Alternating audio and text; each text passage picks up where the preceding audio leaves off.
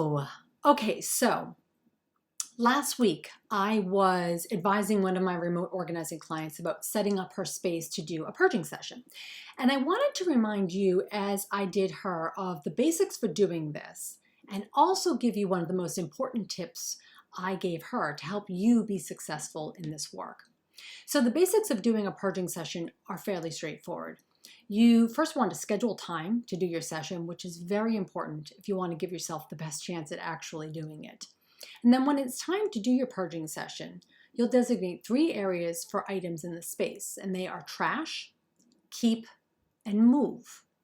Then you will set a timer, 20 to 30 minutes, and begin. The goal is to move items that you touch into one of the 3 categories. Now, here's my word of caution and where my tip comes in. It's with the move category.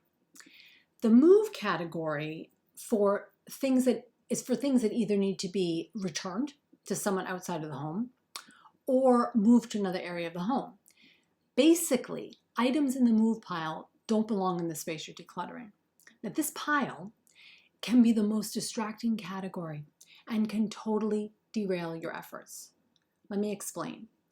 A lot of people, instead of putting things in that category and continuing their work, want to go and put it in the room where it belongs. And that's a big mistake because it can cause what I call shiny object syndrome. You know that syndrome, when you get distracted by things that have nothing to do with the task at hand. If you designate something for the move pile and then go and move it to a bedroom, the basement, the family room, it's much, much more difficult to come back to continue your work. You know what I'm talking about. So this is what I want to encourage you to do. It's fairly simple, but that doesn't mean it's not powerful. When you designate your areas and you begin your declutter session, don't leave the space until the session's done. And then clear the decks, as I like to call it, at the end of your session. Put the trash in the bin, the donations perhaps in your car, and then address the move pile. I want you to be successful in your decluttering efforts, and I know you can be. One way to assure that success is to stay away from any potential shiny objects. I would love to hear from you. Have you experienced shiny object syndrome when you are decluttering? Tell me what you do to avoid it.